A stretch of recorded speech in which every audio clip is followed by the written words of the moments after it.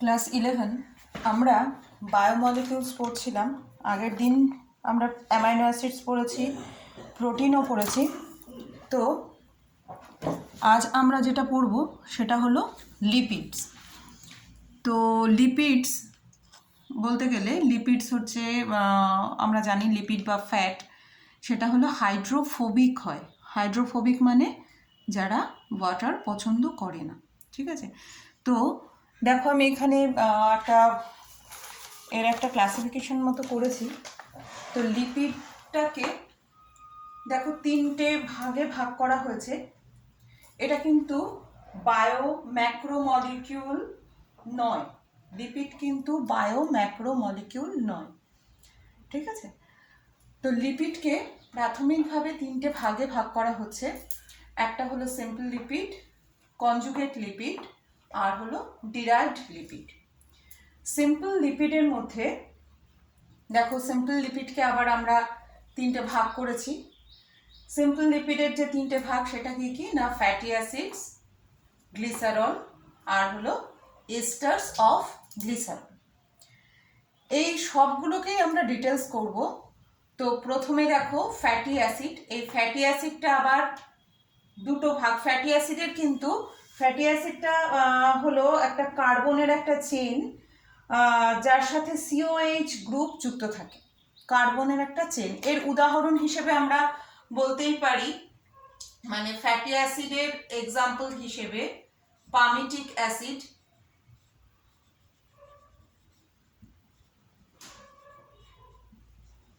এখানে 16 কার্বনের একটা চেন থাকে, 16টা কার্বন। পামিটিক অ্যাসিড আরও হতে পারে অ্যারাকিডনিক অ্যাসিড,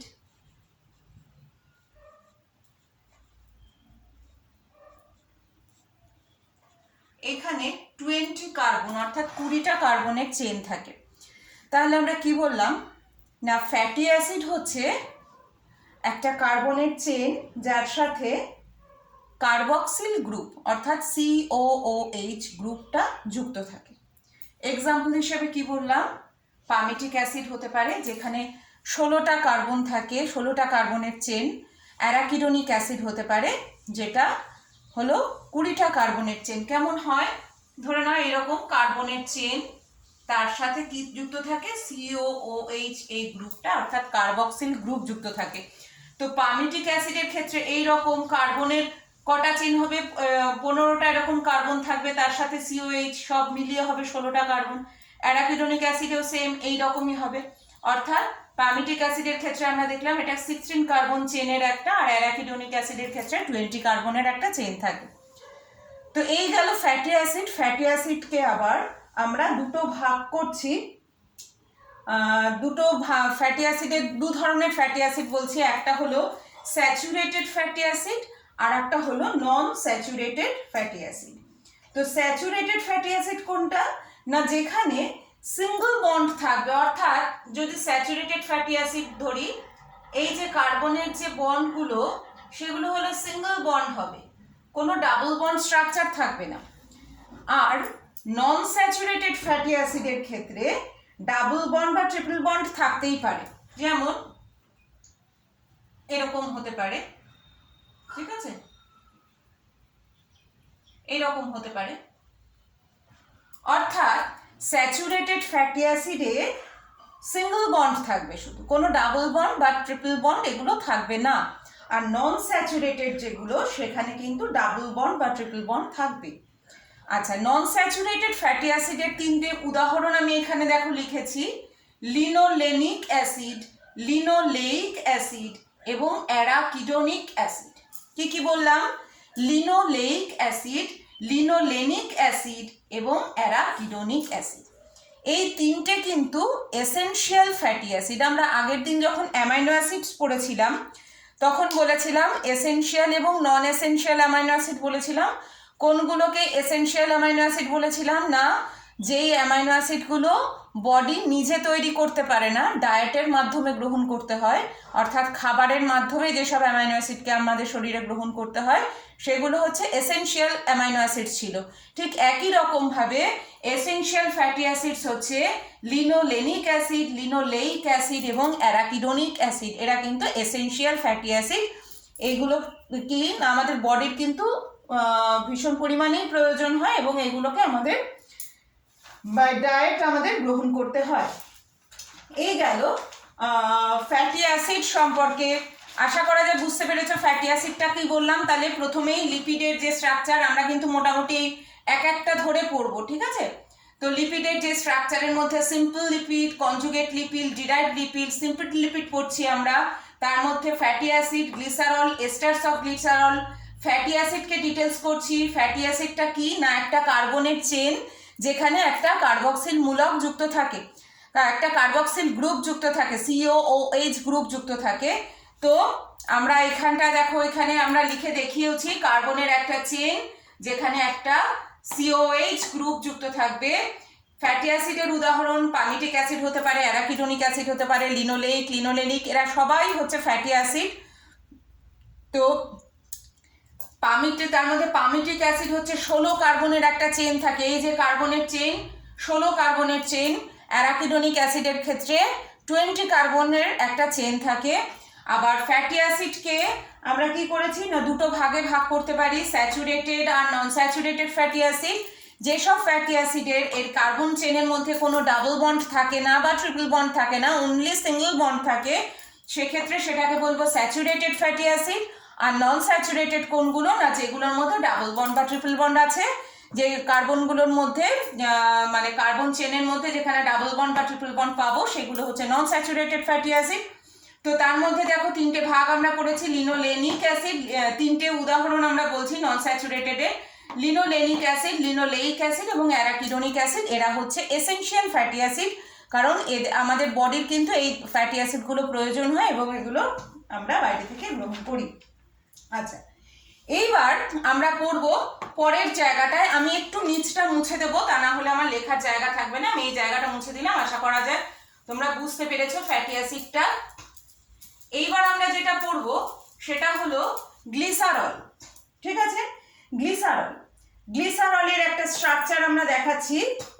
গ্লিসারলের স্ট্রাকচার এইরকম তিনটে কার্বনের চেন আমরা দেব। তার প্রত্যেকটা হাতে এই পাশে হাতগুলোতে কি দেব, OH, OH, আর বাকিগুলো সব H দিয়ে ভরে দাও। এটা হলো গ্লিসারলের স্ট্রাকচার। বোঝা গেল গ্লিসারল এটা। এরপর আমরা কি যাব, esters of glycerol. Esters of glycerol, fatty acid যখন গ্লিসারলের সঙ্গে এস্টার বন্ড তৈরি করছে তখন সেটা হচ্ছে এস্টার্স অফ গ্লিসারল। আমি এই স্ট্রাকচারটাকে এটা দেখে নাও, তিনটে যে কার্বন যেভাবে স্ট্রাকচারটা আমরা আঁকলাম, তিনটে পরপর কার্বন এইভাবে করে প্রত্যেক এই তিনটে হাতে OH দিয়ে বাকিগুলো আমরা H দিয়ে ভরে দিই। এটা হচ্ছে গ্লিসারলের স্ট্রাকচার, মনে রাখবে। এইবার আমরা যেটা পড়বো সেটা হলো স্ট্রাকচার এস্টার্স অফ গ্লিসারল। তো এই এস্টার্স অফ গ্লিসারল ফ্যাটি অ্যাসিডের সাথে যখন গ্লিসারলের এস্টার হচ্ছে সেটা কিভাবে হয় সেটা আমরা দেখব। এবং এস্টার্স অফ গ্লিসারল যখন আমরা পড়ছি এটাকে তিনটে ভাগ আমরা করতে পারি।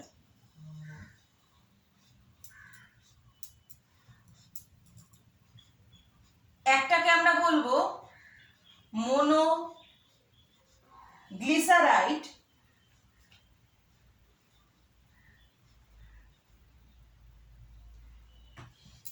তারপরটা হচ্ছে ডাইগ্লিসারাইড,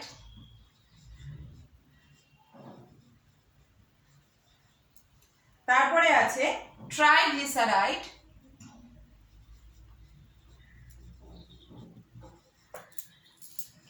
আচ্ছা এইবার মোনোগ্লিসারাইড, ডাইগ্লিসারাইড, ট্রাইগ্লিসারাইড আমরা কিভাবে করব না আমি একটু বলে দিচ্ছি। যেভাবে আমরা গ্লিসারলের স্ট্রাকচার আঁকলাম সেইভাবে একবার আঁকলাম আমরা গ্লিসারলের স্ট্রাকচার। কি বলেছি, এই হাতগুলোতে সব OH দেব,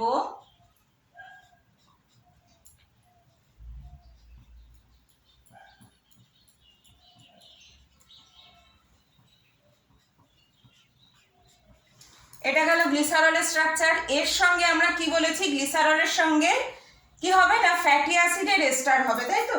তাহলে আমাকে এখানে একটা ফ্যাটি অ্যাসিড করতে হবে। তো এই যে ওএইচ গ্রুপগুলো, এই যে ওএইচ গ্রুপ, যদি একটা ওএইচ গ্রুপের সঙ্গে ফ্যাটি অ্যাসিডের এস্টার হয় তখন সেটা মোনোগ্লিসারাইড।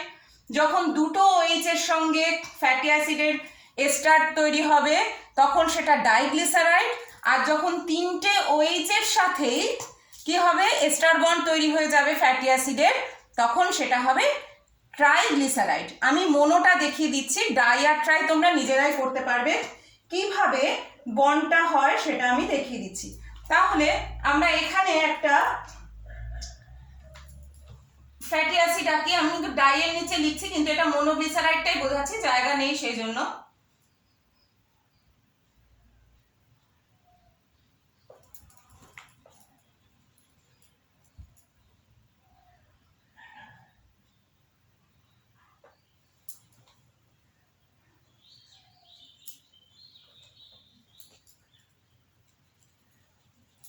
আচ্ছা, আমি এই জায়গাটা আমি এটা একটু এই পাশের থেকেই লিখছি, জায়গায় হচ্ছেই না।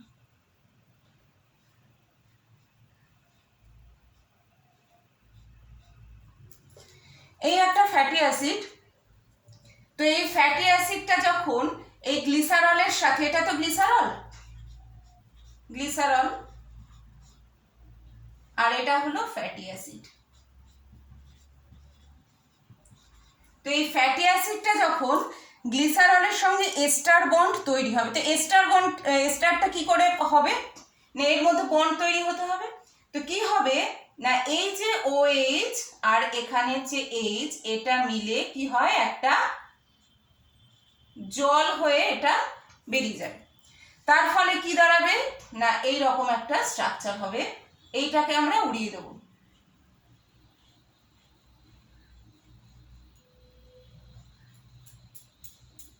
তার ফলে কেমন স্ট্রাকচার হবে একটা না, এইখানে একটা O থাকলো, এইখানে কার্বন থাকলো, এটা হচ্ছে এস্টার বন্ড। এটা যেটা তৈরি হলো সেটা হচ্ছে এস্টার বন্ড। বোঝা গেল? তাহলে এখানে কি দেখলাম, এই যে গ্লিসারলের একটা OH এর সাথে ফ্যাটি অ্যাসিডের একটা এস্টার বন্ড তৈরি হলো, সেই জন্য একটা OH এর সাথে হয়েছে বলে এটা মোনোগ্লিসারাইড। যখন দুটো OH এর সাথে, অর্থাৎ এই প্রথম যেটাকে আমরা যেভাবে করেছি ঠিক একইভাবে সেকেন্ড OH-টার সাথেও যদি হয়ে যায় তখন সেটা কি হবে ডাইগ্লিসারাইড। আবার যখন তিনটে OH গ্রুপ এই ফ্যাটি অ্যাসিডের সাথে এস্টার বন্ড তৈরি করবে তখন সেটা কি হবে ট্রাইগ্লিসারাইড। মনে থাকবে মোনো, ডাই এবং ট্রাইগ্লিসারাইড। তাহলে এইটা হলো এস্টার বন্ড। কিভাবে এস্টার বন্ড হলো বুঝতে পারছো? আমি এই জায়গাটা মুছে আরেকবার একটুখানি করে দিই, এই জায়গাটা একটু ভালো করে মুছে আরেকবার দেখিয়ে দিই, বুঝতে এই জায়গাটা খুব জায়গা কম হয়ে গেছে। তাহলে আমরা একটা গ্লিসারলের স্ট্রাকচার রাখছি, কি বলেছি OH OH OH, এখানে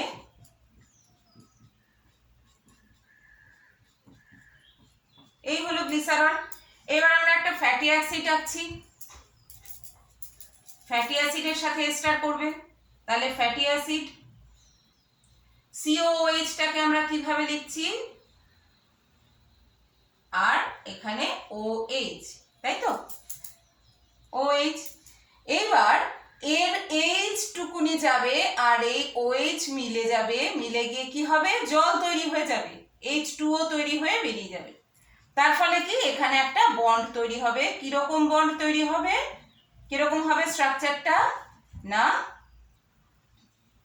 এইরকম একটা এস্টার বন্ড তৈরি হয়ে যাবে। ক্লিয়ার? এই অবধি একটা এস্টার বন্ড তৈরি হয়ে যাবে, তার মানে ফ্যাটি অ্যাসিডের সাথে গ্লিসারলের একটা এস্টার তৈরি হলো। এটা গেল, যেহেতু একটা OH এর সাথে হয়েছে সেজন্য এটা মোনোগ্লিসারাইড।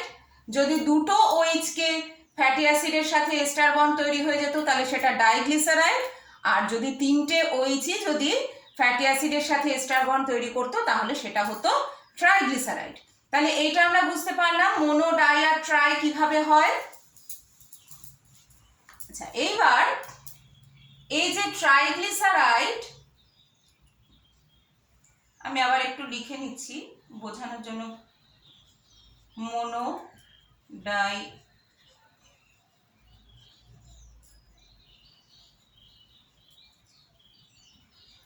আচ্ছা, ট্রাইগ্লিসারাইডটাকে আবার দুটো ভাগ আমরা করতে পারি, একটা হলো ফ্যাট আর একটা হলো অয়েল। তো ফ্যাট আর অয়েলের মধ্যে পার্থক্যটা কি? ফ্যাটের মেল্টিং পয়েন্টটা খুব হাই হয় আর অয়েলের মেল্টিং পয়েন্টটা কিন্তু লো, যার ফলে সাধারণ আমরা কি দেখি, অয়েলটা ঘরের তাপমাত্রায় বা সাধারণ তাপমাত্রা কি হয়, সেটা লিকুইডই থাকে, তাই তো? কিন্তু ঘি কি দেখি আমরা, জমে থাকছে। তো যেটা বলা হয় যে ফ্যাটের মেল্টিং পয়েন্ট হচ্ছে হাই মেল্টিং পয়েন্ট আর অয়েলসের হচ্ছে লো মেল্টিং পয়েন্ট। বিভিন্ন ধরনের অয়েলের উদাহরণ আমরা দিতেই পারি, আর ফ্যাটের উদাহরণও আমাদের প্রচুর আছে, ঘি এক্সেট্রা এক্সেট্রা, আরও অনেক ফ্যাটের উদাহরণ আমরা জানি।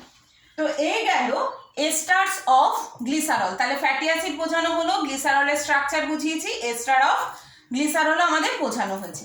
এইবার আমরা যাব conjugate lipid. Conjugate lipid, conjugate লিপিডটা কি? কনজুগেট লিপিড মানে হলো যখন লিপিডের একটা পার্ট তার সাথে একটা নন লিপিড পার্ট যুক্ত থাকবে। কনজুগেট লিপিডে লিপিড পার্টের সঙ্গে যখন একটা নন লিপিড পার্ট যুক্ত থাকবে তখন সেটাকে বলা হয় কনজুগেট লিপিড। দেখো এখানে আমি এক্সাম্পল দিয়েছি ফসফোলিপিড, গ্লাইকোলিপিড, অর্থাৎ লিপিডের সঙ্গে যখন ফসফেট গ্রুপ যুক্ত থাকছে তখন সেটা হচ্ছে ফসফোলিপিড। যখন গ্লাইকোলিপিডে কি হয়, মানে গ্লুকোজ অর্থাৎ কার্বোহাইড্রেট পার্ট যুক্ত থাকে লিপিডের সঙ্গে, তখন সেটা হচ্ছে গ্লাইকোলিপিড। তো ফসফোলিপিডটা কিন্তু আমাদের সেল মেমব্রেনের মধ্যে যে লিপিড আমরা দেখতে পাই সেই লিপিডটা কিন্তু ফসফোলিপিড, ঠিক আছে? সেটা হলো ফসফোলিপিড, এবং ফসফোলিপিড হচ্ছে একটা কনজুগেট লিপিড। এই অবধি জানবো।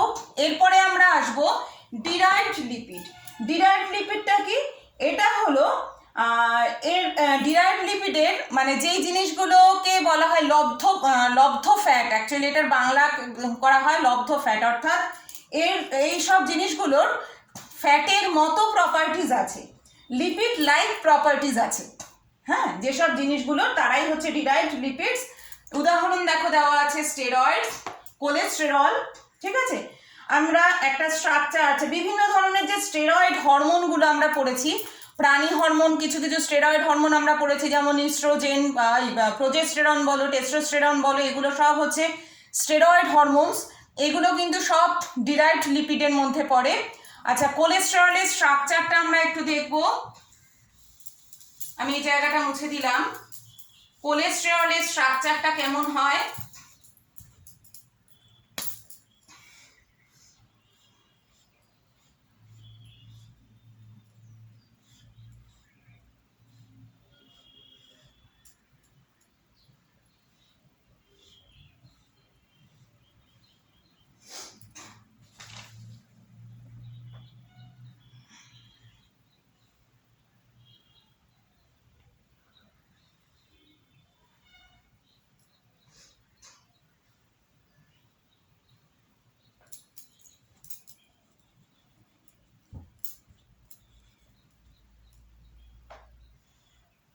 অনেকটা এই টাইপের একটা স্ট্রাকচার হয় কোলেস্টেরলের স্ট্রাকচার। এটা হলো কোলেস্টেরলের স্ট্রাকচার। তো আমরা মোটামুটি লিপিড পোর্শনটা আমাদের হয়ে গেল। তিনটে ভাগ আমরা পড়লাম, simple lipid, conjugate lipid, derived lipid. Derived লিপিডের মধ্যে পড়লাম স্টেরয়েডস, বিভিন্ন স্টেরয়েডস হরমোনগুলো এটার এক্সাম্পল, আর কোলেস্টেরল বললাম, কোলেস্টেরলের স্ট্রাকচারটা মোটামুটি এই টাইপের হয়, দেখানো হলো। তো এটা গেল লিপিড। এরপর আমরা যেটা পড়বো সেটা হলো কার্বোহাইড্রেট।